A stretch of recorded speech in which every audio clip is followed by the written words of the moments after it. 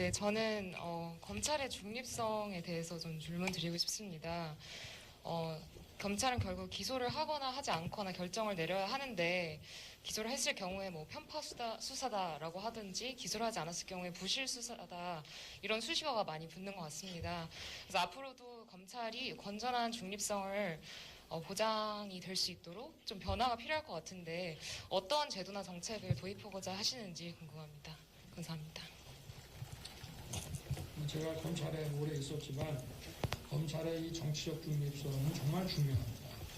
여러분들이 만약에 기소를 당해가지고 재판을 받으면서 몇 년 동안 재판을 받고 법정에서 상당히 법률적으로 숙련된 검사를 상대방으로 만나가지고 여러분이 몇 년을 재판을 받아서 결국 대법원에 가서 무죄를 받았다고 하더라도 여러분의 인생이 절단납니다. 그러니까 판사가 마지막에 무죄를 선고해서 여러분이 자유로워지는 것이 아니고 여러분은 법을 모르고 살아왔는데 법적으로 엄청나게 특히 형사법에 대해서 엄청나게 숙련된 검사와 이 법정에서 마주쳐야 된다는 것 자체가 하나의 재앙입니다. 그래서 이 검찰의 기소라는 게 굉장히 무서운 겁니다. 이게 사실. 물론 뭐 음주운전해서 벌금 100만 원 하는 그런 약식 기소도 있고 뭐 하지만 그래서 이 함부로 이 기소하지 않고 또 기소해야 될 사안을 봐주지 않고 하는 것은 정말 중요합니다. 그런데 이제 이것을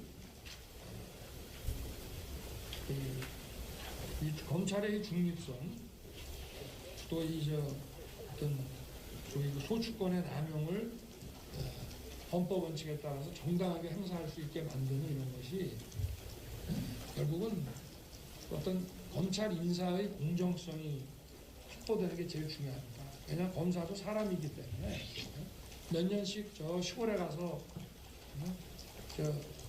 자청가 있으라고 그러면 참 괴롭거든요. 그러니까 또 버티는 사람들도 있을 수 있지만 또 모든 사람이 다 그렇게 할 수 있는 게 아니고 그래서 인사를 그렇다고 해서 뭐 인사를 그냥 기계적으로만 할 수도 없는 거고 유능한 사람, 또 공정하게 업무 처리하는 사람, 또 게으른 사람은 안 되고 왜냐하면 이 방대한 증거와 이런 것들을 정확하게 살펴줄 줄 알아야지 대충 이러면 큰일 납니다. 이게. 그러니까 그런 걸 잘 가려가지고 공정한 인사 시스템을 만드는 것이 정말 중요합니다.